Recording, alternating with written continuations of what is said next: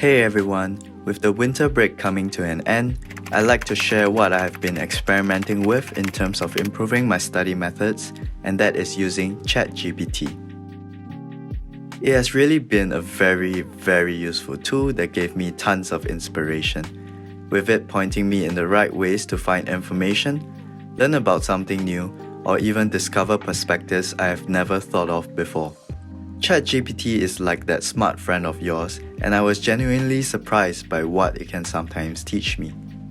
Now, a quick disclaimer before I move on, please do not purely use ChatGPT as your main source of information. It might not be reliable all the time, and personally, I find that it works best when you couple it with your typical study or research methods. Without further ado, let's talk about the 3 ways you can also use ChatGPT for studying.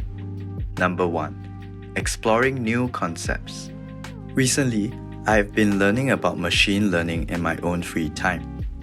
During my research, I have come across some online materials which talked about backpropagation, an algorithm used to train neural networks.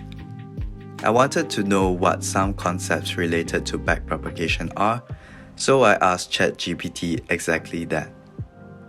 It gave me some suggestions like gradient descent, which is indeed tied to backpropagation, so I went to learn more about that, as well as things like overfitting, which is a subset of training. Looks cool and interesting, so I noted this down and plan to dive deeper in the future.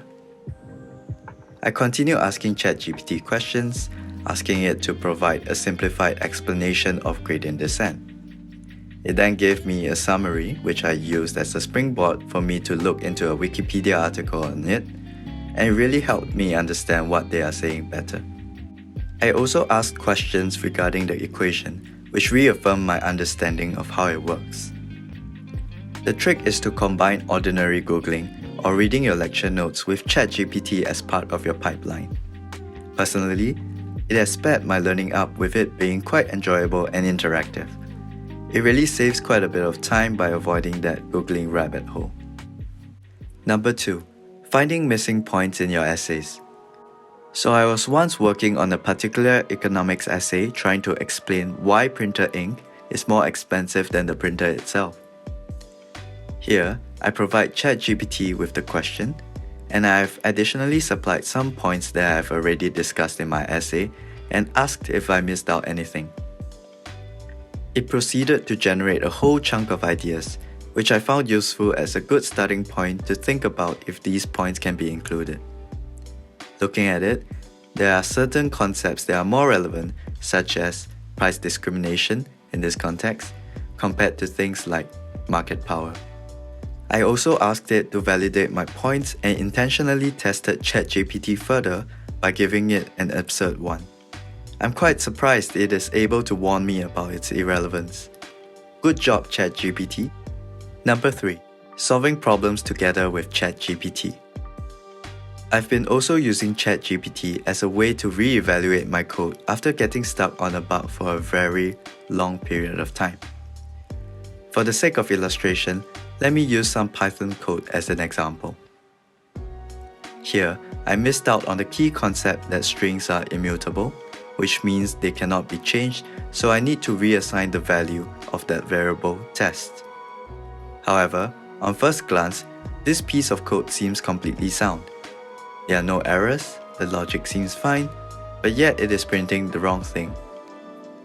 I pasted the code into ChatGPT and asked why my code was not giving the intended outcome, which is Jello. And just like that, it was able to remind me about the immutability of the replace function.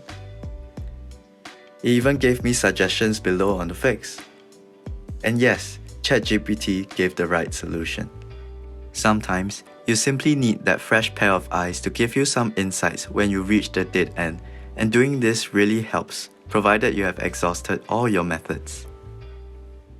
These examples barely scratch the surface of what ChatGPT can do, and is really a very cool tool. I know the examples I gave are quite contextualized, so let me know in the comments if you want to know more about something else, or if it has worked for you in your subject matter. I'd love to hear about how you use it as well. ChatGPT is currently free for all right now. Getting started is very easy. All you have to do is to register an account with OpenAI and you are free to utilize this amazing tool. Depending on when you are watching this video, it is likely that ChatGPT will be behind a paywall of some sort in the future, but for now, I'm going to use this cool tech as much as I can. Hope you found this video useful and let me know how well it works for you for what you are studying. Thank you for watching and I'll see you next time.